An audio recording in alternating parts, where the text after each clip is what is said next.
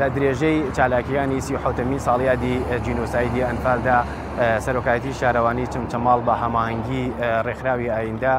هەڵمەتێکی ناشتنی نەمامان دەست پێ کردووە کە خۆی دەبینێتەوە لە 182 نەمام کە هێمایەکە بۆ قوربانیانی ئەنفال کراوان و هیوادارم ساڵانە بە شێوەی جیاواز و پانێڵ و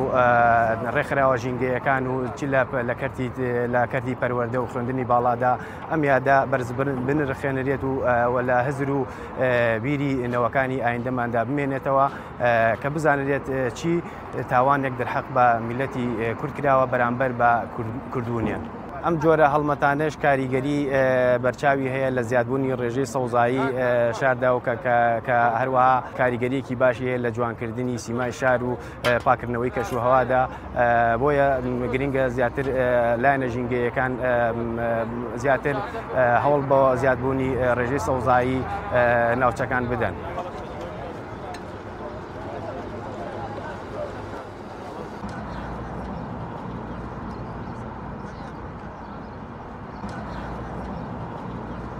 لە درێژەی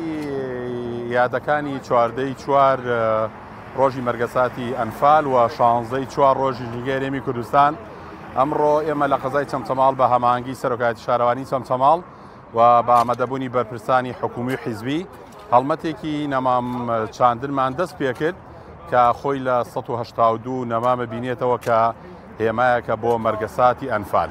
و ئێمە وەکو ڕێکخراوی خۆمان ساڵانە لەم بۆنە نیشتیمانی و ئاینی و تەنانەت داوامان لە حیزبەکانیش کردووە کە دەکرێت گرنگی بە بابەتی ژینگەی بدرێ بۆیە ئێمە وەکو ڕێکخراوی خۆمان 2 هەفتە چالاکیمان ڕاگەیاندووە لەسەر ئاستی پارێزگا و شار و شارۆچکانی هەرێمی کوردستان کە بەشێکی چالاکی کرداریە و بەشێکشی سمینارات و پێدانی پۆستەرە لە قوتابخانەکان و یەکێکتر لەو کارانێکی ئێمە بەنیازین بۆ ساڵی دووەم ئەنجامی بدەین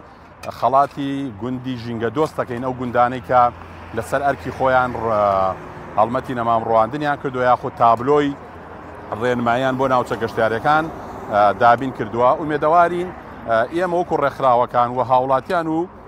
لایەنی حکوومەتیش لە بۆ نەگشتیەکانە بیر لە هەڵمەتی گرنگیدان بە ژینگە لەسەر ئاسی هەرێمی کوردستان